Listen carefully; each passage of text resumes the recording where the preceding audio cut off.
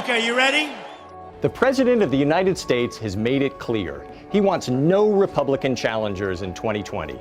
Some Americans see this as an affront to democracy. In fact, polls have shown that many Republican and independent voters believe there should be primary challengers in the lead up to 2020. And the president does have challengers. So far, there are 3 main candidates. 2 of them will be joining us tonight. In President Trump's defense, his approval rating among Republican voters does remain high, according to Gallup. So it's likely that, like most incumbents, he will be his party's eventual nominee. But whether he likes it or not, President Trump is facing opposition. Mr. Trump does these outrageous things, and everybody in Washington keeps their mouth shut. Someone's got to come along and say the emperor doesn't have any new clothes. The former governor of Massachusetts, Bill Weld, was the first to announce his candidacy back in the spring. Weld's moderate stance is a sharp alternative to President Trump's sometimes extreme positions. We caught up with Weld campaigning in New Hampshire earlier this month. I would not have declared my candidacy back in 2017, but now it's 2 years later. He's ripped up all our treaties, insulted all our allies on the international front. He thinks climate change is a hoax. He doesn't understand the first thing about nuclear non-proliferation. I'm running because he's unfit. Joe Walsh, a former Tea Party congressman who served 1 term representing Illinois, declared his candidacy in August. Walsh, who's also a radio personality, has been called out for making racist comments. He has since apologized. So I voted for Donald Trump in 2016. Not because I loved him, not because I liked him. He wasn't Hillary Clinton. I figured he was a goof. Maybe he'll appoint a few good people and a few good things might get done. It became pretty clear after I voted for him that he's a problem, that he lies virtually every time he opens his mouth. And in Helsinki last summer, when President Trump stood in front of the world and said, "I believe Putin and not my own people," that was sort of the final straw. And then, just a few weeks ago, a former congressman and governor from South Carolina, Mark Sanford, announced that he too will challenge Trump. Sanford's home state, meanwhile, is one of several that have announced a major roadblock for Republicans looking to unseat the president. South Carolina, along with some other states, say they will not hold a primary or caucus in 2020. That means that if you live in one of those states, you won't have a chance to vote on the Republican nomination. We at Business Insider believe it's in our country's interest to host a discussion between the Republicans seeking the nomination for the nation's highest office. We invited the major candidates to a debate in front of a select audience at our New York City headquarters. Joe Walsh and Bill Weld join us now.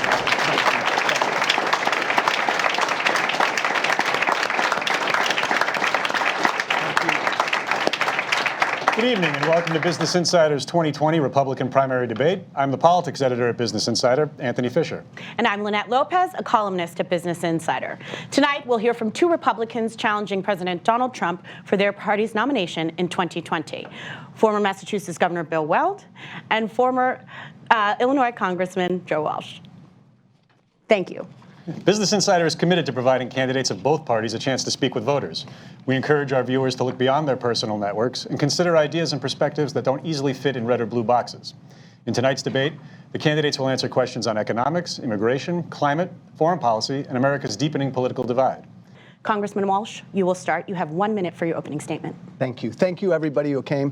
Business Insider, thank you. Governor Bill Weld, it's an honor, sir, to stand on the same stage with you. Let me start like this. The President of the United States will be impeached very, very soon.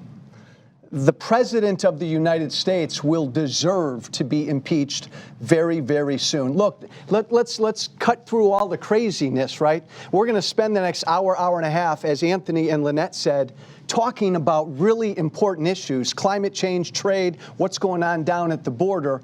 But let's be clear, this is about Trump.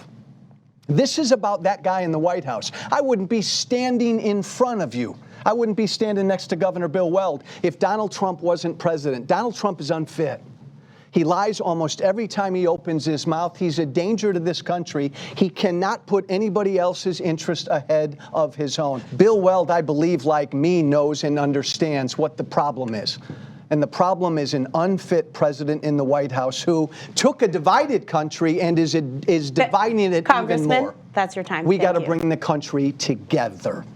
Thank you, Congressman. Governor, you're... Let me add my thanks to Business Insider and panelists, moderators Fisher and Lopez and Blodgett. It's a great thing you're doing. My name is Bill Weld. I'm running for President of the United States as a Republican. So what do you need to know about me since I'm running for president? I think all you really need to know about me is that I'm a very relaxed, calm person. And like the congressman, I'm comfortable in my own skin, unlike certain other people. You know, I'm not scared of anybody. I was head of the criminal division of the Justice Department. But more to the point, I don't think anyone else should be scared of anybody. And, you know, I'm a great believer in releasing the energies of everybody in the polity and giving them all a stake in the enterprise of our shared democratic institutions. As the congressman said, it's no secret that the president is seeking to divide us, and it's really hateful. So my promise to you is if you elect me as your president, you never again will have to feel exhausted or tired on account of your government in Washington that's supposed to be serving you. Thank you. Thank you, Governor, and thank you both. So, gentlemen, slow news day, huh? Not much to talk about. Except about 2 hours ago, Speaker Nancy Pelosi announced that she would begin impeachment proceedings against the President of the United States for the 4th time in the history of our republic. Governor, I'll start with you. Do you have a message for Mitch McConnell, who seems to be the largest impediment to a smooth impeachment proceeding? Well, I have a message for Mitch McConnell specifically, and I worked on the Nixon impeachment, as some of you know, years ago. And it took the House 8-10 months to get through the investigation before it even got ready to go to the Senate. And when an impeachment is voted by the House and goes to the Senate, the House appoints 6 managers or prosecutors to handle it in the Senate. They make the rules. Mitch McConnell doesn't make the rules. So those people who think that as soon as it goes to the Senate, Mitch McConnell can call a vote and get an acquittal rammed through, that's not true. If the House and the Senate take as long as they did proportionally in the Nixon impeachment, this thing would not be over until after the election. Meanwhile, cold, hard facts, Trump's enemies, cold, hard facts from evidence under oath will have been hammered out in those proceedings. I think it's a nightmare for Donald Trump, and he has no way of stopping it before the election. Thank you, Governor. Congressman, to Mitch McConnell. Well, Mitch McConnell and all the Republicans, how disappointing. Because, look, Governor Weld and I are going to say a bunch of things about the president up here for the next hour and a half. And I guarantee you, most Republicans up on Capitol Hill, they feel in private exactly what we say publicly. This president, you read the Mueller report 5 months ago. And you understand that this president obstructed justice, that he lied. He ordered other people to lie. It was clear when you read the Mueller report that this president believes he's above the law. I don't give a damn what party you are. No party should put up with that. Lynette, this Ukrainian thing today, this is just the cherry on top. So is it any surprise that Donald Trump picked up a phone 2 months ago, called the president of Ukraine, and said, you know what, I'm not going to give you this aid unless you dig up dirt on Joe Biden? It's not a surprise because, Lynette, Donald Trump, what was it with ABC News, told us 3 months ago he'd take dirt from a foreign government. He deserves to be impeached, and everybody should keep their boots on top of these Republicans so that they follow their constitutional Congressman, duty. thank you. That's time. But the next question is about this Ukraine issue and the fact that the Republican Party has been silent about it so far. How should the American people feel about that? Congressman, you can respond first. Well, they ought to be upset. It's hard to be disappointed in Donald Trump anymore because this isn't a surprise. It's not. But again, these Republicans, I was in Congress 8-9 years ago. These Republicans, they claim that they believe in the rule of law. They believe in limited government. They believe in a restrained executive. The Republican Party establishment, I want to be careful what I say because I'm not, Lynette, talking about Republican Party voters. But the Republican Party establishment, the party bosses, they are a cult. They've abandoned everything they believe in to worship this guy every single day. Again, that should offend all of us. And by the way, the Republican brand under this president is horrible. So I don't know why you're defending them. They shouldn't. Governor, you called this Ukraine business quote, treason, pure and simple. Well, I think the Ukraine caper by the president is some combination of treason, bribery, and other high crimes and misdemeanors. The one thing that's absolutely clear is that it's grounds for removal from office. You have a sitting president of the United States essentially selling the results of an American presidential election in which he's a candidate and rigging it in his favor against another candidate corruptly. The end of the Mueller report makes it very plain that any activity the president takes, this president, to benefit himself or his family, politically or financially, is a corrupt action. And this suspending the aid and then immediately calling up the president and saying, do this to kill Biden, and meanwhile $400 million is no longer there as of 3 or 4 days before the call. How stupid are we supposed to be? How stupid is the president of Ukraine supposed to be? He knows exactly what Mr. Trump is saying to him, and it's vastly illegal. For the record, Lynette, can I jump in? And I got all the respect in the world from my friend Bill Weld. I don't want Trump hung for treason. I just want him impeached. Okay. And well, we'll talk about hanging some other time. I'll go with that. We'll talk about hanging some other time. We're going to move on to the next question. How's that? Okay. This is a family show. Okay.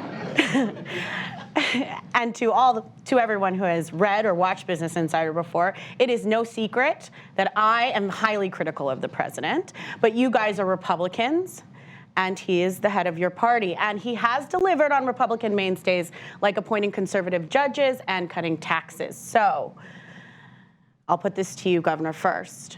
Are you not concerned that running against the president could hand the White House to, say, Elizabeth Warren? No, I mean, I think, first of all, as governor, I never met a tax cut I didn't like. I cut taxes 21 times, and I never raised them, so I'm not going to criticize the tax cut, although obviously it could have been more equitable. But this president is not a fiscal conservative. He's gone along with these trillion-dollar deficits every year. I was ranked the most fiscally conservative governor in the United States, and I was governor of Massachusetts after 3 terms of Michael Dukakis, so that took some doing. But no, we simply can't sit still for this guy who's a disgrace to the office. Almost every day, as the congressman has said, he commits some deed or utters some word that makes it clear beyond any doubt that he's unfit for the office of President of the United States. I wrote the book on what was grounds for impeachment of a president when I was working on the Nixon impeachment. And every day, the president transgresses that line. So, no, we can't worry about the general election. All we can do is the duty that's staring us right in the face right now. Thank you, Governor. Congressman, think about it. President Bernie Sanders. You know, Lynette, I've been asked this question a bunch. Is Joe Walsh going to weaken Donald Trump if he challenges him in a primary? Hell yes. That's the point. I want to weaken him. I would like to beat him. I'm sure Governor Weld feels the same way. I do not want him to be our nominee. Period. Look, I'm a conservative, right? You know that, Lynette. Governor Bill Weld knows that. I'm a conservative. I probably agree with Bernie Sanders on maybe that many issues. I don't know. There may be a few more issues I agree on with Elizabeth Warren. But we have everything our founding, listen to me, we have everything our founding fathers feared. I don't care how old or young you are, in the White House right now. That's a hell of a lot more important than a tax cut for somebody like me. Thank you. And now on to specifics about the Trump administration. Many Republicans have praised the president's deregulatory push, especially around rules around the environment. The Heritage Foundation says that Trump administration rollbacks have saved the country $33 billion in regulatory funds. So let's hear from the president talking about that about 2 weeks ago. Working with Republicans in Congress, we slashed 30,000 pages of regulations from the Federal Register.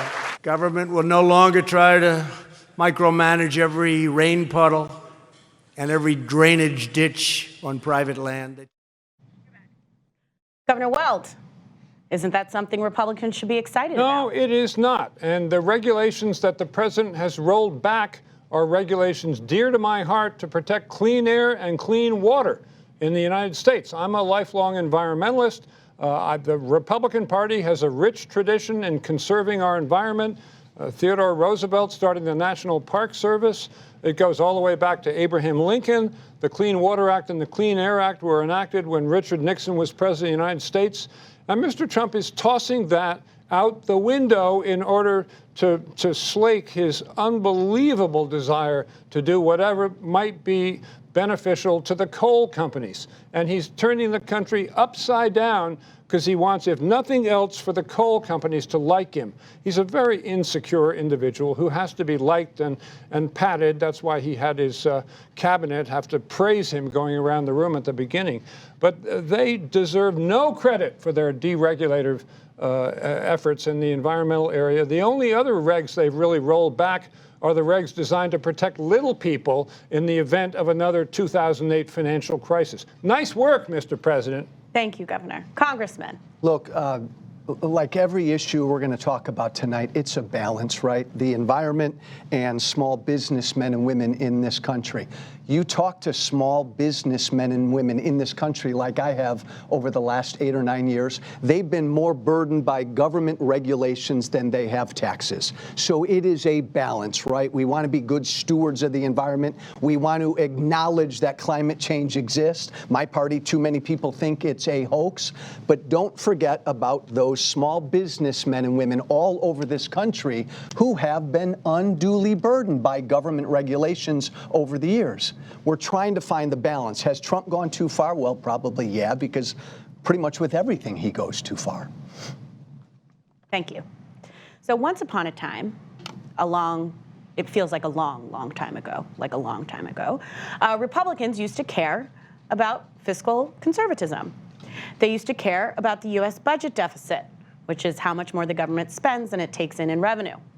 Under President Trump, the deficit has exploded to over $1 trillion. So, Congressman, I thought you were a deficit hawk. That's how you came into Congress? Hey, Lynette, nothing disappoints me more than this. I mean, this is why I went to Congress 8 years ago, because we're bankrupting future generations. We are bankrupting future generations in this country. Both parties do it. And Lynette, you're right. You've got me. Because when Obama was president, all of us Republicans screamed and howled every day about Obama increasing the debt and the deficits. Lynette's right. Trump has actually increased the debt faster than Barack Obama did. Think about that. Trump has increased our deficits faster than Obama has. But, Lynette, all of my former Tea Party colleagues in Congress, what do we hear from them? Not a damn thing. Again, just one more example of the Republican Party now pays fealty to Trump, and they've forgotten about every issue that they claimed to believe in. Governor. So my motto when I was in office is there's no such thing as government money. There's only taxpayers' money. Boy, has everyone in Washington forgotten about that. Everyone, not just Donald Trump. There's nobody looking out for the taxpayers there. The Dems want to raise spending by 5 or 10% on social programs. The Rs want to raise it on military. So they demonize each other until they've both raised enough money to all get reelected. Then they declare a special meeting to smoke the peace pipe, and they agree to compromise by raising everything 20%. It's a total disgrace, and Trump has raised it faster than anybody else. He hit $1 trillion in month 10. His multi-year budget added $9 trillion to the deficit. So do you keep the Trump tax cuts? Oh, I would keep them. I told you I never met a tax. But then where do you cut? Oh, you cut across the board. You have to zero base the budget and not assume you start with last year's appropriation. You have to measure outcomes instead of inputs, which is how much money was spent last year. That should be irrelevant. If it was a good program, increase it. If it wasn't, zero it out. That's how you cut spending, and I did it. Thank you, Governor. Lynette, just to add on to what the governor said, it shouldn't have been a tax cut for the wealthy, which is primarily what Trump's tax cut was. It should have been a payroll tax cut that middle-class Americans would have felt. But look, the governor's right. Republicans and Democrats don't get this. We have a spending problem, and both parties like to spend a lot of money. And you listen to these Democrats, we're going to spend a lot of time rapping on Trump tonight, but you look at these Democrats, all genuine, and there are a lot of good things they want to do, but they never talk about how much these things are going to cost. Congressman, thank you. I'm going to give you another 30 seconds because Congressman. I purposely said his name so that you would. Congressman. Governor. No, just in terms of cutting the budget, this builds on what I did when I was in office. Let's say you have a preventive health program which avoids a lot of bad outcomes and delivers good savings in the health area. You might multiply that appropriation by 10. But if you have a bureaucracy that nobody can quite tell you where it came from, probably a relationship between some long-dead U.S. senator and some equally long-dead chair of Ways and Means, you cut that to zero. And that's where the big money is. And you have to have the political will to do that and not say there's a bunch of sacred cows in the budget. No more sacred cows. Thank you, Governor. So, guys, business investment is down. Manufacturing is in a slump. And central banks around the world are preparing for an economic slowdown. We here in the United States have already cut taxes, and President Trump has already pushed the Federal Reserve to lower interest rates, which it did last week. So, how do you get the country on the right financial footing within the first 100 days? What policies do you enact? Governor, you can go first. Well, one thing I would do is stop doing foreign policy and foreign economic measures with taxes and just putting sanctions on everybody and tariffs. The president says, I'm a tariff man. I mean, it's an emblem of how ignorant he is in foreign policy. We tried tariffs with Smoot and Hawley in the 1930s, and they greatly deepened the Great Recession. And Mr. Trump thinks that when he slaps a tariff on China, it's paid by China back in Beijing. It's not. It's paid by American farmers or American businesses or individuals who need to import something from China that contains steel or aluminum, and everybody knows it. Mr. Trump thinks that a car made in North America is made by either the United States or Mexico. It's a zero-sum game, so we have to beat up on the Mexicans. He doesn't understand that the average car made in North America travels across the U.S.-Mexico border 22 times, because depending on the wage scale for that stage of production. So everybody makes out better with free trade, and the United States always makes out best because we have the highest productivity per worker, so we get the high-wage jobs. Thank you, Governor. Congressman, first 100 days, how do you fix it? I am probably going to say too much tonight, and my campaign manager will scold me tonight because I will say too much that it's not about the issues, it's about Trump. You talk to anybody in the business community right now. You talk to investors, you talk to small businessmen and women. They don't know what Trump's doing from hour to hour. This uncertainty that this president has unleashed. He wakes up every morning. You don't know who the hell he's going to attack with a tweet. You don't know what private business he's going to go after. The uncertainty, the hour by hour, where the heck is this president going, has everybody in the business community on edge, and so they're not investing, they're not hiring. This is where your slowdown is coming from, along with what Governor Weld said. These tariffs are finally beginning to have an impact on the country. In the first 100 days, I'd get rid of the tariffs, and I wouldn't tweet crazy crap every morning. You heard it first, guys. No tweeting. No tweeting in the Walsh administration. Thank God. Well, I'll tweet, Lynette, but not crazy stuff. Tweet. Okay. Some economists blame the slowing economy on Trump's trade war with China, as we just discussed. President Trump has put tariffs on a slew of goods, from washing machines to soybeans. And while many Americans disagree with Trump's methods on handling this issue, they do agree that the U.S. relationship with China economically needs to change. So, without tariffs, how do you change that relationship? Congressman, you can go first. China cheats, but they don't just cheat against us. They cheat against the whole world, and they've been doing it for a long time, Lynette.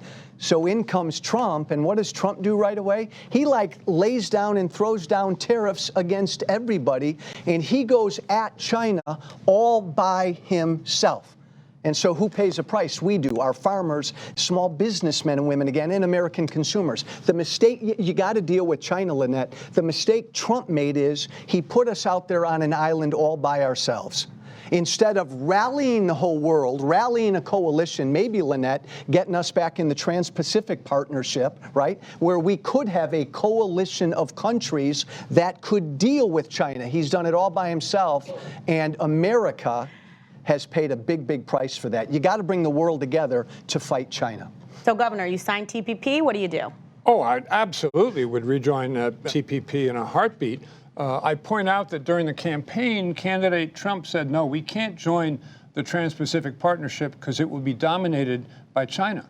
He's so incurious and so ignorant about foreign affairs that he didn't know that China is not a member of TPP. The whole idea was that we would have a consortium of 12 Pacific-facing nations, some in Asia, some in the Americas, without China at the table. So it would be our beachhead in Asia. So no, all the treaties that he's ripped up, even the treaty with Iran, he's now scrounging around trying to get back to where he was at square one before he ripped up the 2015 deal with Iran. I think the relationship with China has to be a complex one.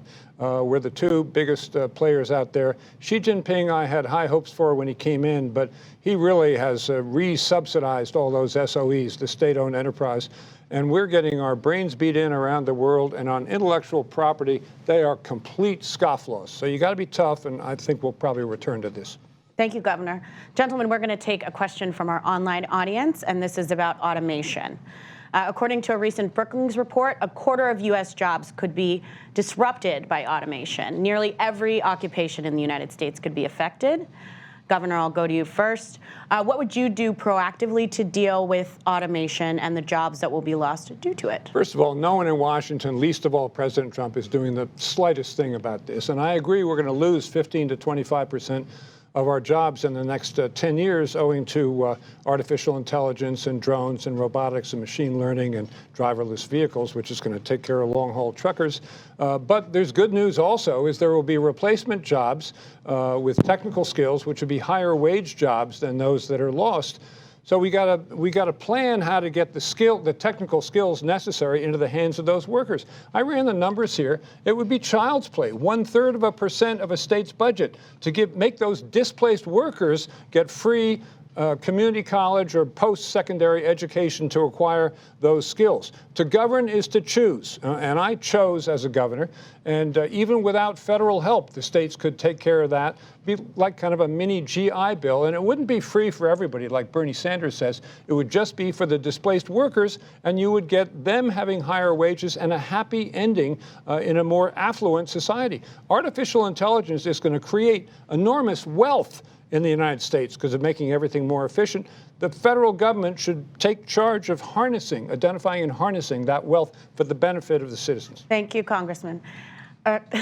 Thank you, Congressman. I tried to be a member of Congress. It didn't work out. Sad about that. Sad about that. I'd love to be a governor. Governor Wells, right. Look, the government's got to play a role here. But on so many of these issues, I so believe in American ingenuity and American innovation. You're not stopping automation.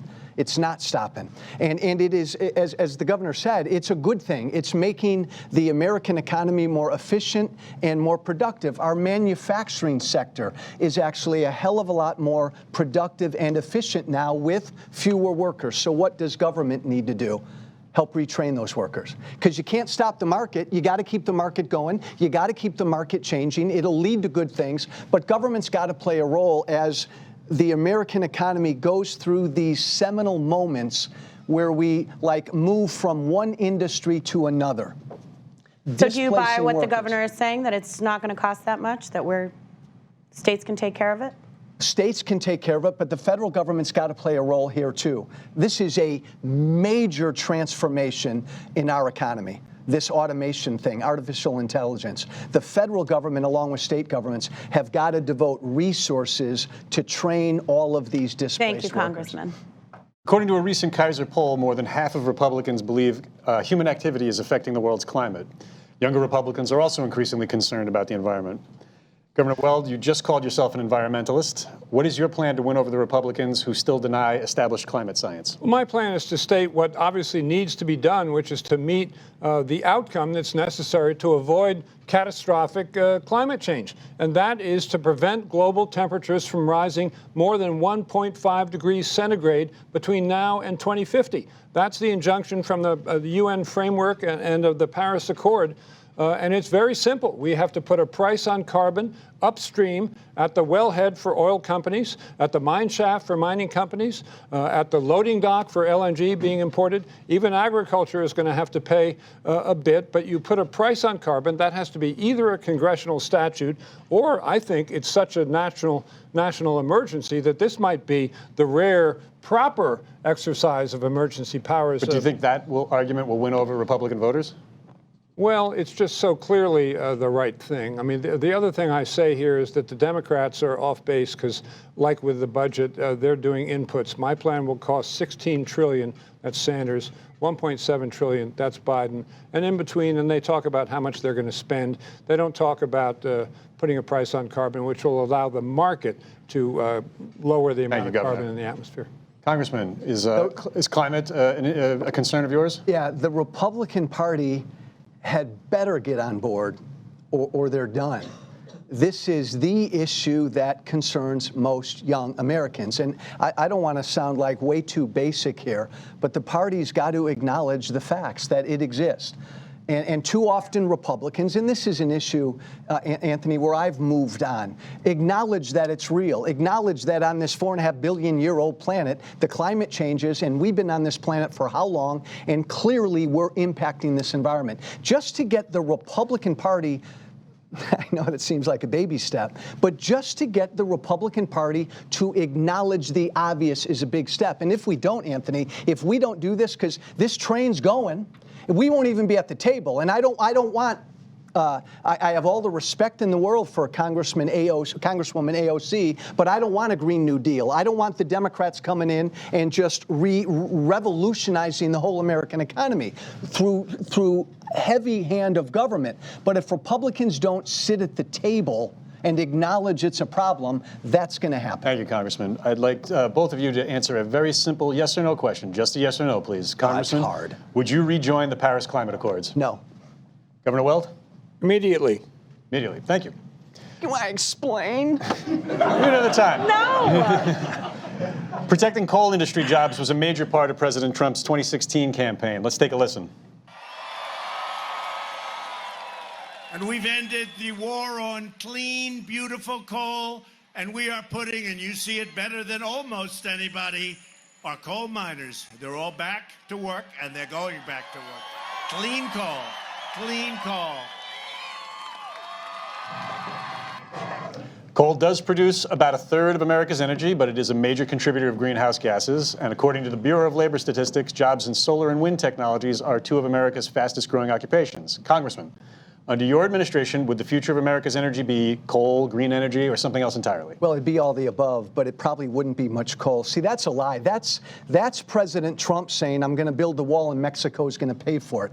When President Trump said that, and he said stuff like that a bunch, he knew and he knows that the coal industry is dying in this country, and it should be dying in this country because it's being replaced by cleaner forms of energy, natural gas and nuclear. I mean, we lost 15% of our coal output 2 years ago under President Trump. We're on track to lose 20% of our coal output this year. It's a good thing. It should be replaced. It's dirty, but it's an all the above thing. We've got, again, we talk about a balance with every issue. Balance our use of fossil fuels, knowing that the future is renewables. Thank you. But Governor, it's not coal. Pardon. Governor, what is your energy There's policy? no room for coal or oil. I say not with a heavy heart, but with a light heart. It's going to be just exhilarating not to be dependent on foreign oil. No room for coal or oil in our energy mix. It's going to be renewables. Where I get off the Green New Deal bus is a couple things. Number one, although AOC had nuclear in her first draft, the beautiful people made her take it out, because it has waste. There were a lot of Nuclear things in that first draft. Therefore, it's dirty. Therefore, we're not going to love it. We're not going to embrace it. I think you have to embrace nuclear power. So does the Union of Concerned Scientists. So do most responsible environmentalists. I think it should be 25% of our base. I've been around to a lot of underpopulated counties who would love to have, and most of them have nukes already, another nuclear plant. It's a big employer. It's a great neighbor. And I'm not talking about building a ginormous plant on a barrier reef, which is what they did at Fukushima. I'm talking about essentially vest pocket nuclear plants. And I think they're the wave of the future. It's been done in Europe with great impact. So that's point number one on the Green New Deal. The other one is... Sorry, Governor, that's time. A drone attack recently crippled Saudi Arabia's oil production facilities. President Trump has responded by deploying U.S. troops to the kingdom, and there are concerns of a hot war between Iran and Saudi Arabia breaking out. As president, how would you deal with the increasingly complicated U.S.-Saudi relationship? I would be honest with the Saudis, because Republican Democrat after Democrat president, Republican president after Democrat president through the years have not been. Look, Iran's the biggest threat in the Middle East. Saudi Arabia is no great guy either, okay? So I worry about, with these troops, us getting further involved in a region that we shouldn't get involved in. Our men and women ought to be home from Afghanistan by now. We support Israel, and we've got to do whatever we can to encourage that part of the world to move toward a democracy. But I don't like us placing resources in there, especially placing American troops. And one final point, Anthony, is the Trump administration, I think Secretary of State Mike Pompeo said Iran did it. We're in this weird, scary place where we don't believe what our own president says. I mean, think about that. We don't believe what Iran tells us. We don't believe what Saudi Arabia tells us. But the rest of the world right now doesn't believe what a United States president says. Thank you, Congressman. That's troubling. Governor, how would you handle a U.S.-Saudi relationship? Well, one of the things that troubles me about Mr. Trump in the foreign area is he claims to be a non-interventionist, but he's awful quick on sending those troops. You know, a couple of months ago, he said, after a discussion with his national security advisor, I'm sending 5,000 more troops to the Middle East immediately. Well, they never got there because he must have had a second thought or a third thought, but he never said what it was for. I'm not quite clear why we're sending troops to Saudi Arabia to defend their oil supplies. Don't they have any troops over there? I know they have a lot of weapons because we sold them all to Saudi Arabia, but maybe we should make sure they know how to fly those planes and fire those missiles. I don't get it. Boots on the ground to another country for regime change or to correct something that we see in the other country that we don't like. That's the height of, the lesson learned from the Iraq War. We shouldn't do that. I agree with the congressman. Our troops should have been home from Afghanistan a long time ago. We've been there 18 years. People say, oh, we can't bring them home now, to which the response, it begs the question, when? How about never? Does never work for you? Because that's what they really mean. Thank you, Governor. I'd like to take a question from our online audience. In 2015, the Supreme Court made same-sex marriage legal in all 50 states. But according to the Public Religion Research Institute, almost half of Republicans oppose same-sex marriage. Governor Weld, you signed one of the earliest laws legalizing same-sex partnerships at the state level. What do you say to members of your own party who still are hostile to gay and trans rights? I say you got to get with it. You just have to wrap your mind around that, and I'm just so sorry. But I came out for LGBTQ rights before anybody else did. I was by myself for 20 years on that. I appointed the woman who wrote the opinion holding that same-sex marriage is constitutionally required under both the Equal Protection Clause and the Due Process Clause. It became part of the foundation for the U.S. Supreme Court decision. I appointed a slew of lesbian judges, gays and lesbians, to my cabinet. I presided over the marriage of 2 gay members of my cabinet. So I'm what you might call all in on this issue.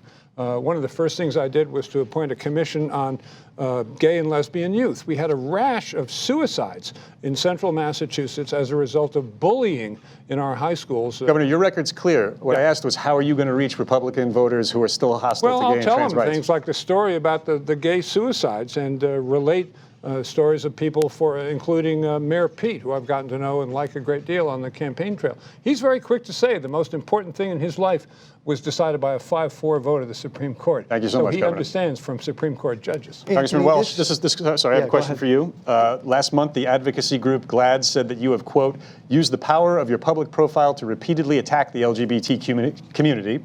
How do you respond? First off, on your first question, Anthony, look, same-sex marriage is the law of the land. And how are we going to get Republican voters to eventually embrace it? This is one of those issues where it's going to take time. And we have to let time play itself out. And I think the answer for most Republican voters eventually is the family, is over the next number of years seeing loving same-sex parents parent their kids. Republican voters, Anthony, conservatives that I've spoken to for years on the radio, they value the family, the nuclear family, a together family more than anything. I think as the months and the years go by, and they see that loving children can be raised by same-sex parents, this is one of those issues that will eventually move Republican opinion. I'd like you to respond very briefly to the question of GLAAD saying that you've used the power of your public profile to repeatedly attack the LGBTQ community. No, I disagree with that vehemently. I've used the power of my public profile to go at the issue and talk about the issue and try to find common ground on the issue. I'm a big supporter of anybody, gay, lesbian, straight, or transgender, serving in the military. This is one of those issues, though, where when you've got strong-minded people on one side or another side pushing it too hard for the American people instead of trying to find an area of compromise. For instance, being able to use whatever washroom facilities or shower facilities according to the sex that you identify as. Fine. People in America should have that freedom to be able to do that. But we've got to think about the people, say, in high school situations, other students, 17 and 18-year-olds, Anthony, who may be uncomfortable with that. Thank you. So finding common ground. Thank you. I'd like to ask both of you this question. A significant number of President Trump's supporters say they back him because of his willingness to say outrageous and offensive things. In their view, Trump is a necessary reaction to an overly sensitive culture of political correctness. Congressman, do you agree with that perspective? You have 60 seconds. Yes. I'm done. Yes.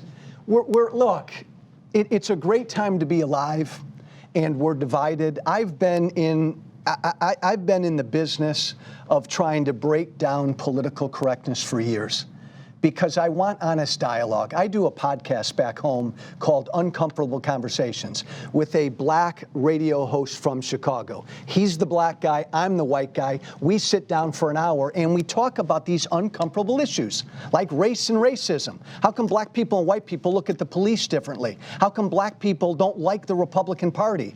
We have these conversations because I abhor Americans who don't want us talking about sensitive issues.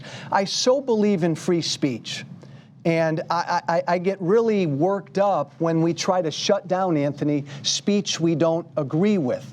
And this political correctness, the cancel culture, you said something 5 years ago, now you can't get a job now. Thank you, Congressman. We're way too sensitive on that stuff. Governor Weld, do you agree with the perspective of many Trump supporters that he is a necessary reaction to an overly sensitive culture of political correctness? Yeah, I think that's spot on for how he got elected. I thought his most powerful line was, "I'm going to drain the swamp." Like the congressman, I've always been known as politically incorrect, perhaps because I spoke truth to power before it was fashionable. You know, I felt the same way about bureaucracy in Washington. It used to drive me crazy. My little diatribe about the budget, you can tell, don't get me started about bureaucracies. And that's what the current president, then candidate, was talking about when he said he wanted to drain the swamp.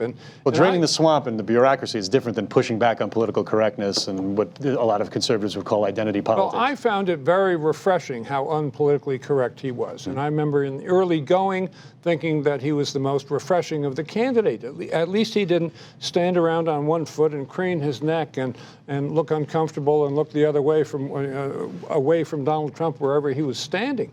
In the early going, he was quite an appealing candidate. The problem is we know a lot more now than we did 3 years ago about how this guy is going to comport himself in office. He's coming apart before our eyes. Thank you, Governor.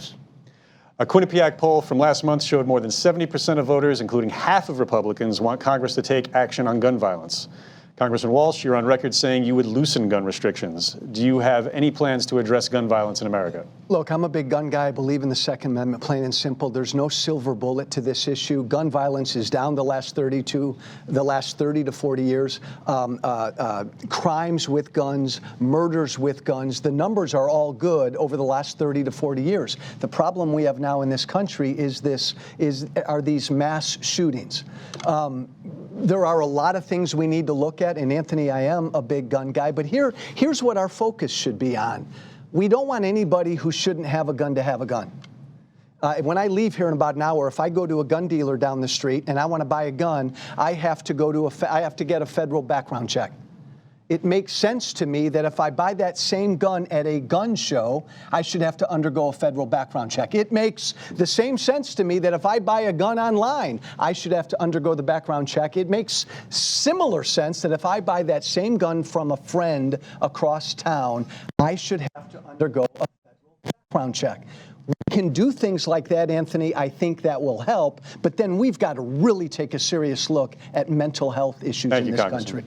Governor Weld, do you have plans to address gun violence in America? Yes. So I'm a longtime federal prosecutor. I was head of the criminal division in Washington. I worked with the FBI unit that deals with serial murderers and other sickos.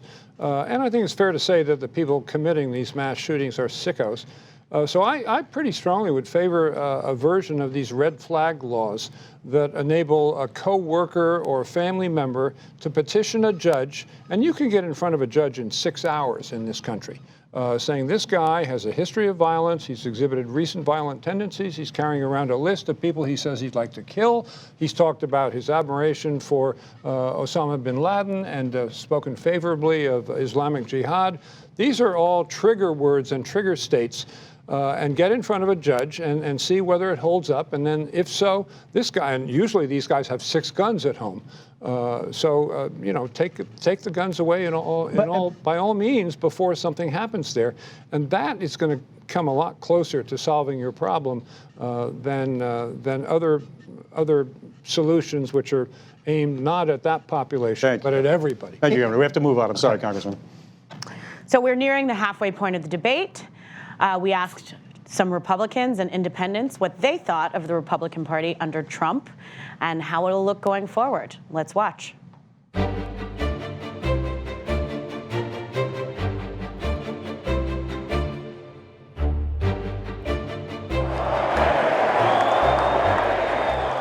Rallies like this one in New Mexico last week, filled with energized voters, were the stuff of Republican dreams when they lost to Barack Obama in a landslide in 2012. That year, the RNC published an autopsy on the Republican Party, saying outreach to younger and more diverse voters was the path to a comeback. The party ended up taking a very different approach because of Donald Trump that nobody would have expected at the time. Thank you very much, President Trump. The president has alternately been credited or blamed for blowing up what it means to be a Republican today. On the other hand, many have argued that he is not a cause but rather a result of, among other things, a schism between moderates and conservatives that has been brewing for decades. This is not the same Republican Party of your parents and your grandparents. This is not the same Republican Party of Ronald Reagan or even George W. Bush. It has changed a lot. Ronald Reagan had a small thing called Let's Make America Great. That was good. I don't like it as much. And he sure as hell didn't use it as much. We've sold millions and millions of hats. Now you go to a rally, everybody has the red hat, Make America Great Again. Many supporters of the president, though, are less focused on Republican values and more focused on the man himself. Well, I consider myself a Trumpican more than a Republican. Being loyal to the Republican Party is strong, but being loyal to President Trump is a lot stronger to me in my eyes. Absolutely, Donald Trump over party. I've never felt the way that I do about President Trump about any other presidential people before. But not everyone sees Trump's success as a win for the party. There is no Republican Party. There's a Trump Party. The Republican Party is kind of taking a nap somewhere. The Republican Party is, as far as I can tell, is gone, dead, and buried. It's probably never coming back. Republicans are focused on winning. And right now, Trump has taken hold of the Republican Party. We are the party of the American worker, the American family, and the American dream. You know, the Republican Party is having a major identity crisis right now. Max Boot, a conservative writer and commentator, left the Republican Party in disgust the day after the 2016 election. You know, watching all of my former friends fall into line behind them, people who were as appalled as I was when Trump started running for president in 2016, I can't figure out who these people are. I mean, it's like the invasion of the body snatchers. I feel like they've had their brains sucked out and replaced with Trumpian mush. Greg Cheadle, a Republican voter since 2001, was once picked out of a crowd at a Trump rally. You know what? Look at my African American over here. Look at him. Cheadle says he didn't mind at first. I just shouted out, "I'm here." And so everybody around me just burst into this uproarious laughter because it was funny. It was, if you were there, you would have been laughing yourself. But a steady stream of racist rhetoric out of the White House eventually drove him away from the party he'd been voting for almost 20 years. I left the Republican Party because I was fed up with the way they were treating others who were not white. Today, he is running for Congress in California as an independent. Challengers say the president's tendency to lie and his cavalier, tweet-heavy approach to issues like trade and diplomacy are their main motivations. Trump's staunchest supporters argue that while his style is different, his actions, they say, signal a return to the party of Ronald Reagan. You know, the insistence on conservative judges, the tax cuts, the peace through strength. I mean, I was there in the White House when Reagan met with Gorbachev, you know, and here is the leader of the big bad Soviet Union, you know, come to town. And I think of that every time I see Trump with Kim Jong-un. Jeffrey Lord, who has often appeared on television relentlessly defending Trump, if I thought he were a racist, I would never have been here. Has worked for various Republican politicians. And he believes the president has been true to the pillars of the party. It means you believe in limited government, small government, tax cuts. The social issues, I think the whole pro-life thing has been melded into the Republican Party. But for many Republicans who have spoken out against the president, it's been a question of the man himself, even for those who eventually fell in line behind him. Well, I want to talk to the Trump supporters for a minute. I don't know who you are, and I don't know why you like this guy. He's a race-baiting, xenophobic, religious bigot. He's playing the members of the American public for suckers. He gets a free ride to the White House, and all we get is a lousy hat. But will Donald Trump's approach get him elected for a second term?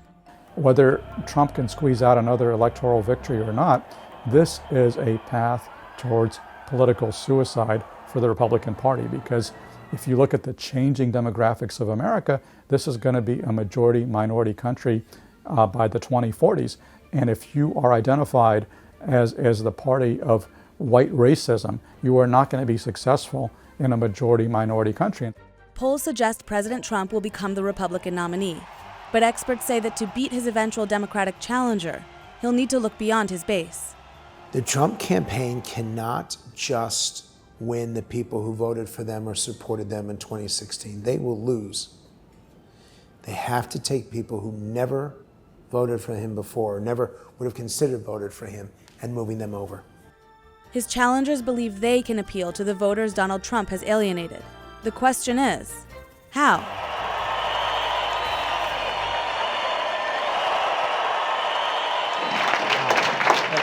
Welcome back. Joining me now at the moderator desk is Business Insider CEO Henry Blodgett. Welcome, Henry. Thank you, Mr. Fisher. Hello, gentlemen. Very much looking forward to my time with you, but for now, you are in Mr. Fisher's good hands. Thank you. Governor Weld, when Congressman Walsh announced his candidacy, you said you were, quote, thrilled that others were joining the fight for the Republican nomination. But even the most optimistic polling has you at about 16% when matched up head-to-head with President Trump. It's virtually impossible for you to win the Republican nomination, so how do you see a path to victory? Oh, I don't agree with that at all. I think I'm probably ahead of where John McCain was in his 2 insurgent campaigns, which was successful in winning the New Hampshire primary. My strategy is to win the New Hampshire primary, not to place, as Pat Buchanan did, and he got 37% of the vote, and even so knocked George Bush 41 off his pins and led to his eventual defeat. There are 5 times in recent elections that a sitting president running for re-election has had a primary from within the party. All 5 times that president lost. Not in the final, but they were weakened and they lost in the general election or else withdrew. But, you know, I go into the diners and shake 200 hands at a time in New Hampshire, and I get between 2 and 10 Trump voters out of 200 people whose hands I shake there. So there's some disconnect there between the polls with a very tight screen that are focusing on the Republican State Committee and its hangers-on and those who voted in the last 5 Republican primary elections. And I'm reaching out not to those Republicans, but to millennials and women and unaffiliated voters, independents, particularly in the crossover states, of which there are 20, and 4 of them are pretty early on: New Hampshire, Massachusetts, Vermont, Thank you, Governor. And Wisconsin. Thank you. Different strategy. Congressman Walsh, you're polling even lower than Governor Weld against President Trump. What is your path to the nomination? And Anthony, I'll get to that answer, but I gotta start there. Look, let's just be clear. Let's not mince words. Donald Trump is a horrible human being. Now, only a very broken political system, right, and a very divided country would produce that. But here's the thing about that. Donald Trump hasn't added 1 new voter in 2.5 years. Not 1 new voter. Yeah, he's got a devoted base of about 35% of this country, but he's going to get beat. If he's the nominee in November, any Democrat will beat him. But how do you beat him? Here's how we beat him. Here's how I beat him in the primary. When I say that Donald Trump is a horrible human being, when I say that I'm tired of his drama, I'm tired of his BS, I'm tired of the ugly tweets, I'm tired of the division every single day, when I say that publicly like I do as a candidate every day, I firmly believe most Republican voters, privately, they believe that. The objective of this campaign, Anthony, is to get them to come out and say publicly what they believe privately. And let's not forget what happened today. The president's going to be impeached. This is just beginning. Thank you, Congressman. I'd like to give you both 30 seconds with a follow-up. The Washington Post found that 40% of congressional Republicans who were in office when President Trump was inaugurated have since retired, resigned, or lost their seats. That's a lot of turnover for a party that controls the White House. Governor Weld, do you think the Republican brand is irreparably damaged? Yeah, I think it's damaged, and I think the president has no plans to help his fellow Republicans. If you look at the actions he's taken, he's made it impossible for Republicans to run in suburban districts. He's just looking for an electoral, 270 electoral votes for himself, and he doesn't care what happens to the Republicans. And he's, they're spending the entire year defending him, which is what they did with Nixon when he was lying to the American people. And then it turned out that Nixon was lying, and all those Republicans were defeated by a mile. They were blown away the next year. Thank you, Governor. And I think they're going to get blown away in 2020, those congressional Republicans, because of Trump. The Republican Party brand sucks. And it sucks because of him. Young people can't stand the party brand. Women can't stand the party brand. People who live in the suburbs can't stand it. And people of color can't stand the Republican Party brand. And as long as Donald Trump is there, that brand will suck. That's why it's so important for people to challenge him in the primary now, so that we can plant our flag and say, this is not who we are. Thank you, Congressman. You've said that the turning point in your support for President Trump came after he met with Vladimir Putin in Helsinki. He was widely criticized for siding with a foreign leader over his own intelligence agencies. He's also alienated longtime U.S. allies, undermined NATO, and a lot of people think he's completely upended the post-World War II international order. As president, how would you pick up U.S. foreign policy where Trump has left off? And just one correction, Anthony. Helsinki wasn't the turning point for me. It was the final straw. It was the final straw with Trump when he stood in front of the world and said, I like that guy. I believe Putin and not my own people. I say often, in fact, I say every day, that Donald Trump is unfit. I believe that. I believe that because he can't tell the truth. But more importantly, Anthony, I believe it because he is incapable of thinking or caring about anybody but himself. And so it doesn't matter about American security. He'll sit down and have a summit with Kim Jong-un, no matter how brutal and bad that guy is. If Donald Trump can get a big old photo op, it doesn't matter if it's a bad, horrible thing to invite the Taliban to Camp David, as long as Donald Trump might get the Nobel Peace Prize.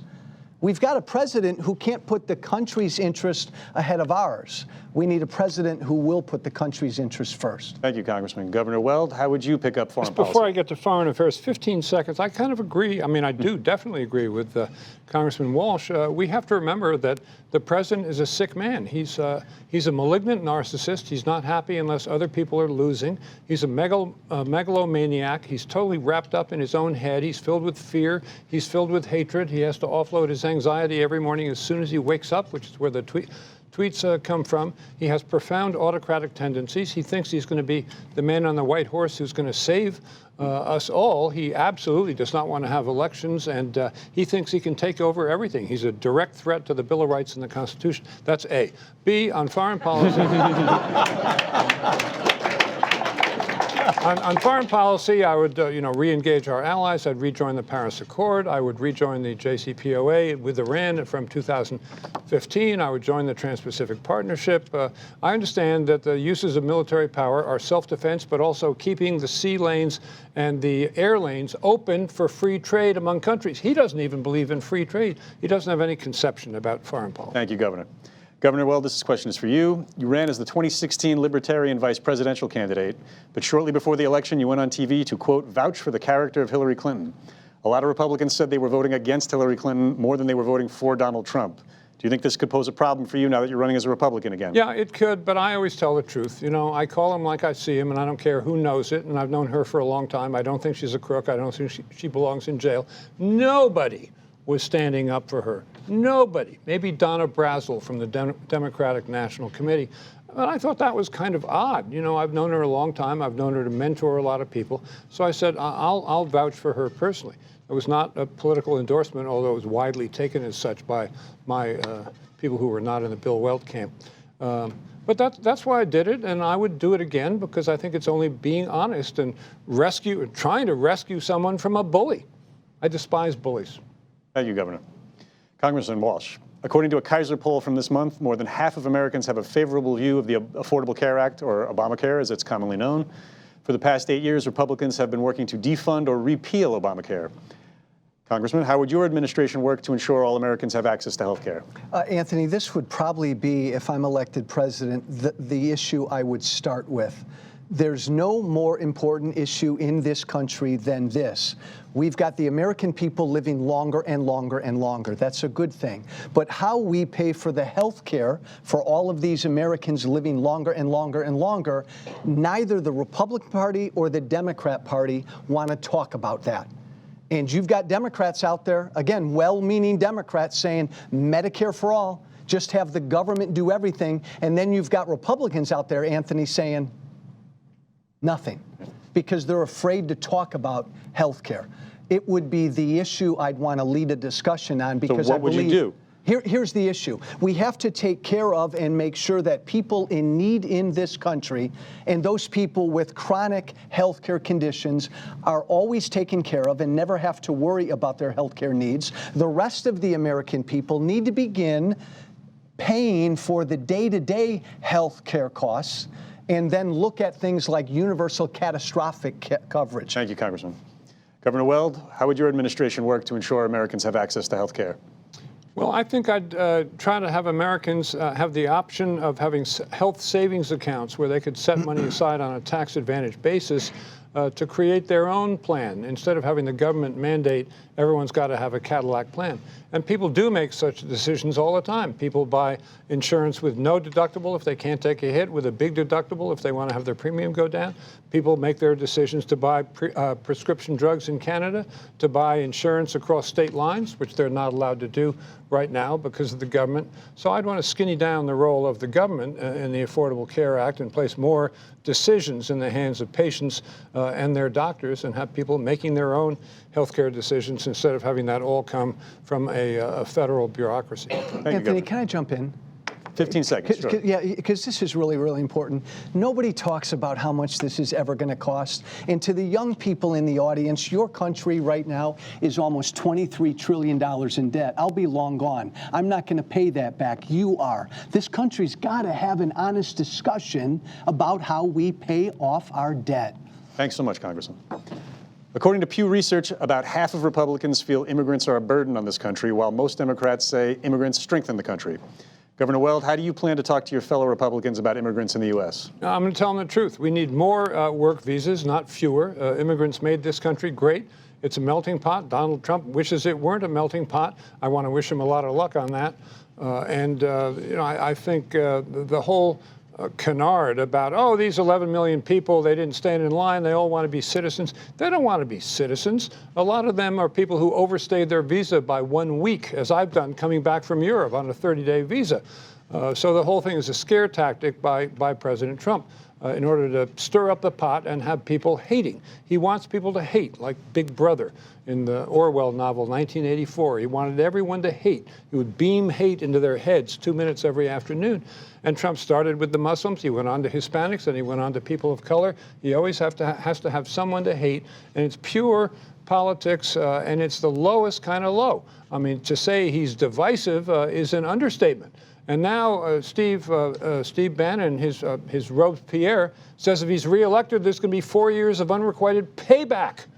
Payback for what? This guy is unhinged. Thanks so much, Governor. The governor's right. For Trump, it is just a scare tactic. But listen to me. For the American people, it's a real issue. People in this country illegally, and what do we do about it? It's a real issue. Are we a sovereign nation? Do we have borders? Are we going to defend those borders? It's a real issue, not a scare tactic to a lot of Americans. The governor's right. When it comes to people coming here legally, the more the merrier. And it shouldn't matter, and doesn't matter what your color is. It doesn't matter what your creed is. It doesn't matter what country you come from. None of that matters. We welcome you if you want freedom and opportunity. When it comes to people in this country illegally and people who come here illegally, again, that's another issue where Republicans and Democrats have to find a solution. Because you live on the border right now, you live in Texas and Arizona right now. It's easy to say right here in our Manhattan studio that we don't have a problem with illegal immigration in this country. Live on the border for a month. It's a real issue that impacts Americans. Neither party is prepared to talk about it. Thank you, Congressman. I'm going to turn the reins over to Henry Blodgett. Thank you, Mr. Fisher. Hello again, gentlemen. Staying on immigration for a minute, let's just do a follow-up, Congressman, on that. How do you bridge that difference between Republicans and Democrats? How do you solve this issue of 11 million people? We both got to give. And I have a reputation as a pretty hardliner on immigration. So I got to give. And I want my borders secure. I want our laws followed. But we've got 11 to how many people in this country illegally? We got almost 1 million dreamers who are here through no fault of their own. Both sides have to come together and give a little on this issue because it's not getting better. There has to be a trade-off between border security and dealing with the immigrants who are here. And the biggest problem at the border right now, Henry, is this asylum issue. And that's something we got to move on a lot faster. I'll come back to that. Just that, Governor Weld, how would you solve it? Well, I mean, I agree with the congressman. Now, all the people who are worried about the immigrants being in our midst, they deserve to have a secure southern border. But that's not rocket science. And all the experts say what you really need to secure the Mexican border is more people and more drones. You need more judges to handle asylum cases. You need more people to process the refugees and regular applicants coming in from El Salvador and Guatemala and Honduras. And that's what all the experts say we need. And it's probably not as expensive as a 200-mile long, 200-foot-high wall, but that should be number one, and then everything else is easy once everyone relaxes about the immigrants. Hey, Henry, Trump is just a demagogue, and he did such great disservice to this. All he talked about was a wall, and Mexico is going to pay for it. It's so much more complicated than that. And so a question for both of you on the southern border. We have a crisis of a situation. President Trump, his hardline stance on immigration has been extremely popular with a lot of his supporters. It's part of what got him elected. Yet he has done things that have shocked Americans and the world. detention, unlimited detention in crowded camps, separating families. How would you solve the actual crisis now on the southern border? Well, and again, the distinction that President Trump won't make politically is people who cross our border and enter illegally to come into this country illegally, and people who come here legally to claim asylum. You have a right from anywhere on this planet to come to our country and claim asylum. Those people we need to treat humanely. And those are the people, Henry, that, as Governor Weld said, man, we've got to adjudicate their cases a heck of a lot quicker, keep families together. Most of the people who claim asylum, especially when they're given a lawyer, and I bet most of your audience doesn't know, if you come here to claim asylum and it takes 2 years or more to adjudicate your case. But most of these folks, when they're given a lawyer, they show up for their hearing. We just got to devote the resources, money and resources, for more judges down at the border. It shouldn't take 2 years. It should take 2 months. And Governor Weld, is that your solution? Yes, it is. Money for more people in adjudicatory positions and border agents. And drones to catch the bad guys coming across the soccer field at Tijuana, and the coyotes who prey on people coming across the soccer field. Another question on immigration for both of you, and Congressman Walsh, you raised this issue earlier. Younger voters tend to lean more liberal with respect to immigration. They tend to be more inclusive with respect to race and religion, and they voted in record numbers in the 2018 midterms. Back in 2012, the Republican Party itself said, quote, young voters are increasingly rolling their eyes at what the party represents. Congressman Walsh, to be elected president, you will presumably want to appeal to younger voters. How do you get them past that? And Henry, it's even worse now. Sometimes I just feel like an old guy, an old white guy, when I talk to Americans in their 20s and 30s, because they've got issues that really interest them, like climate change, like the LGBT community, like immigration, that they care deeply about. And our party right now is so tone deaf. I think we've got to be honest and frank and be willing to dialogue. One of the big problems with the Republican Party, my party, and it's gotten so much worse under him, is we don't dialogue with minority communities. We don't dialogue with the LGBT community, and we don't know how to talk to young people. Immigration's a big issue. And as long as we have a border, Henry, that border needs to be secured. And that message needs to be conveyed to young people, but then the Republican Party's got to understand that we got to be a lot more humane, again, especially with a population like the Dreamers who came here through no fault of their own. Thank you, Congressman. Governor Weld, how will you appeal? I'll give you another reason why we need to lighten up a little bit on our anti-immigrant rhetoric, particularly in the left half of the country. I spent a lot of time in Texas and West in the last cycle, and you could not populate, you cannot staff either the agricultural industry or the construction industry, either in Texas or anywhere west of Texas in this country, all the way up to the border without, yes, those brown people coming across that infamous Mexican border to supply the necessary labor. And it's going to happen one way or the other, or those industries are going to shut down in the West. And the business of America is, by and large, quite pro-immigration for this reason. Canada has a very robust guest worker program that allows, on top of the table, allows many, many people to come and work for 4 months. They send the remittances home to, yes, Mexico, but also, yes, Guatemala, El Salvador, Honduras, troubled countries of origin, and then they go home after 4 months because they want to be with their families. They don't want to come here by themselves without their family and stay indefinitely. That's a hugely successful program. We should have one like it. Hey, Henry, think about this. The President of the United States, 2 months ago, told 4 brown-skinned congresswomen to go back to where they came from. Now, is it any surprise that most young people think the Republican Party's anti-immigrant? Most Republicans I know, Henry, are not anti-immigrant. They're anti-illegal. Because of Trump, and truthfully, a lot of Republican rhetoric, we've done a lousy job of conflating that. So following up on that, Congressman Walsh, you supported back in 2016 the Make America Great campaign, Great Again. You've said racist things in the past. You've called President Obama a Muslim as recently as last year. How do you persuade Republican voters, younger voters, and America to trust you, the people who fear Trump's racism? I helped create Trump, period. I went to Washington 8-9 years ago, obsessed with the fact that we're bankrupting future generations. I was part of that Tea Party wave, focused on the issues, but plenty of times over the last 7 or 8 years, I got lost of the issues. And I engaged, like many of my Tea Party comrades did, I engaged in personal, hateful rhetoric, some of which, Henry, I got to live with the whole rest of my life. And knowing that I helped create Trump. This may be a lousy thing to say on TV, but I'm going to say it.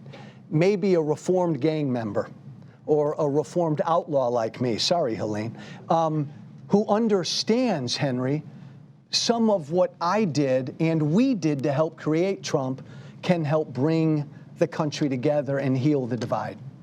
Governor Weld, would you like to respond to that? It makes me very nervous because if my wife thinks you're Jesse James, she's going to want to run off with you.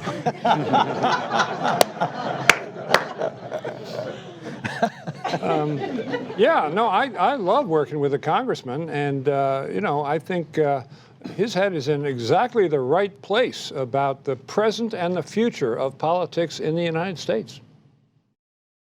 Switching topics. President Trump routinely rages against the media. He denounces respected news organizations as, quote, fake news and, quote, enemies of the people. Recently, he even blasted Fox News as, quote, not working for us anymore. Everybody gets frustrated by press coverage they don't like, including me. But a free press is a part of our Constitution and a cornerstone of our democracy. Congressman Walsh, you are in the media now. What do you think of President Trump's attacks on the media, and how will you handle your own frustration with the media as president? It's abhorrent, but again, where's it come from? He's not a president. Donald Trump doesn't think of himself like a president. He's a dictator. He doesn't respect the First Amendment. He doesn't know what the First Amendment is. Can we just be real? I mean, come on. Dictators, Henry, speak that way. The enemy of the people. But this isn't unusual at all. Fake news, I get it. The media is too liberal. The media is too conservative. I understand talk like that. But for the President of the United States to have declared war on CNN and Business Insider and the rest of the media is abhorrent to everything we believe in America. Henry, no matter who the next president is, their job is going to be to unite. Unite us with our allies. Unite Americans at home. Unite different members of the media. This guy took a divided country and he's hell-bent on dividing it even more. If I'm elected president, I'm going to try to unite us. Governor Weld? Amen to the emphasis on unity. I think that, when the president said a free press is the enemy of the people, that's straight out of the handbook, the playbook of Benito Mussolini and Adolf Hitler and many, many other dictators through history. And it just sent a chill down my spine. And he's given so many indicia that he wants to dismantle our democratic institutions, including free and fair elections, one by one, and knock down all those trees until there be no resisting him. And it's very clear that's what's in his head. You know, he has a book in his house, The Greatest Speeches of Adolf Hitler, which is, according to testimony at his first divorce trial, one of his favorite books. This guy is, he's just way out there, and I think we have begun to see in the last 2 months him coming unglued. And it's time for him to be removed. That's what's going to save us all. It's not going to be Donald Trump. It's going to be the absence of Donald Trump. Brief follow-up for both of you on the press. The president is an employee of all of us. And there is a room in the White House which used to be used for press briefings. But the current president decided to cancel press briefings because, apparently, according to the new press secretary, he was annoyed at some of the questions. As president, would both of you commit to using our collective press briefing room in the White House? Yes, and attending the White House Correspondents' Dinner. Thank you. Henry, he's a child. If you say something nice about him, he likes you. If you don't, he doesn't. Look, I I'm pretty darn outspoken. I love speech. I believe in total transparency, and I will invite the media to the White House all the time. Thank you, both. We appreciate it. We in the media. This will be the last question of the evening, and then we'll go to closing statements. You both have made very impassioned, compelling arguments why this country should effectively unelect President Trump and nominate and then elect you. But you have a problem. In a recent speech, President Trump bragged about the loyalty of his supporters. Let's listen. We have the greatest base, I believe, in the history of politics, or I wouldn't be here. With all the things I've done, they never wavered. They never wavered. Can you believe anybody else? They'd be down to 2% right now. President Trump even famously joked that he could shoot somebody on Fifth Avenue and he wouldn't lose any voters. And he seems to have a point. No matter what he says or does, his approval rating does not seem to drop much below 40%. So Congressman Walsh, what is your plan to break through that? What one of our viewers describes as, quote, blind devotion to President Trump. By trying to convey two things, that this country cannot handle 4 more years of his BS. The country will be endangered, period. And Henry, I firmly believe, like I know Bill Weld believes, deep down, most Republicans know that. They're afraid to say it. They need an alternative. The other message I want to convey to Republican voters this next year is Donald Trump hadn't done squat for you. Donald Trump hasn't done anything for you. Governor talked about he was going to drain the swamp. He is the swamp. He is the swamp, the most corrupt president we've had in this nation's history. All he's done is enrich himself. All he's done is go to his golf courses, have members of foreign governments stay at his hotels, and middle-class Americans who put their faith in him in Wisconsin, Michigan, and Pennsylvania. These tariffs, Trump's tariffs, are killing them. And Henry, for the first time now, we're beginning to lose manufacturing jobs in Michigan, Pennsylvania, and Wisconsin. This guy hasn't delivered for, it's a big con job. He hasn't delivered for them. Thank you, Congressman. Governor Weld, you have likened President Trump to the emperor with no clothes. We saw that earlier. That is a reference to a fable about a leader parading down a main street wearing nothing but his birthday suit, and he has so brainwashed his subjects that everybody thinks he's wearing beautiful clothes. How do you plan to show Republican voters that our emperor has no clothes? Well, you know, he does have pretty strong support among a segment of the electorate, which is somewhere in the 30s, between 30 and 40%. I tend to think that's going to drop. It's certainly not going to grow. That's not a majority. That's not even close to a majority. So very hard for me to see how he can recover and grow that base that he has to win the election. Beyond that, I think it's going to be a tough 6 months and 12 months for the president, partly because he is being called on the carpet now through the impeachment process, and there are going to be daily very bad bits of very bad news for him. The House is not going to go out of its way, either in the House or in the Senate, to gild the lily there. They're going to say exactly what Donald Trump has done and what it's done to the American people. And that will be a political brief, if you will, and it's going to be hard to disregard because it's going to be on page 1 of the newspapers every day between tomorrow and the election in 2020. I think he's got a hard road ahead of him. Thank you, Governor Weld. Thank you, Congressman Walsh. Before we end tonight's debate, we invite you both to give a closing statement where you explain to America and the world why you should be president. Governor Weld, you have 1 minute. Well, again, I want to thank Business Insider. This is really great for both of us, and I think for the country. You will have seen tonight from both me and the congressman that there are tried and true Republican conservative policies that we would like to see deployed by the party in Washington.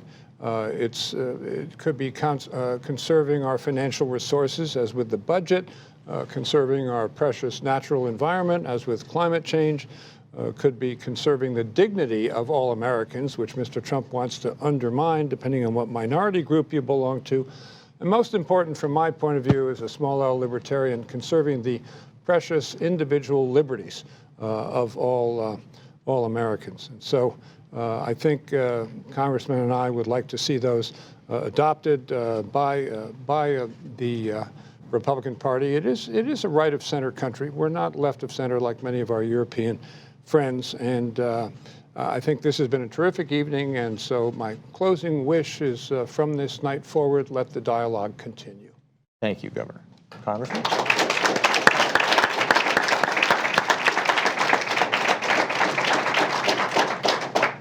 I end where I began. A very broken political system put a horrible human being in the White House.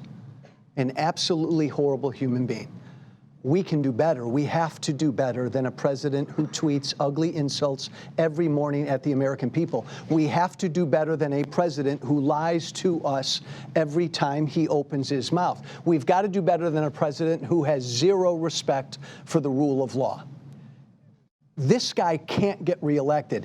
Bill and I have said he's destroying the Republican Party. Forget about the Republican Party. 4 more years of him, this country is in danger. I believe most Republicans feel as I do about Trump. And what I'm trying to do is to get them to be brave enough to come out and come public with what they know privately. If you're willing to be brave and say, man, I feel this way about Trump, I'm tired of the BS, I'm coming out, go to joewalsh.org.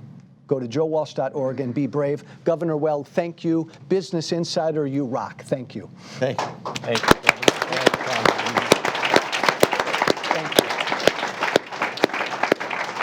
And that concludes Business Insider's 2020 Republican presidential primary debate. I'd like to thank my colleagues Lynette Lopez and Henry Blodgett. Thank you to the candidates, Governor Bill Weld, Congressman Joe Walsh. Join us at businessinsider.com for more coverage of all the 2020 races. And we'll see you tomorrow for another episode of Business Insider Today.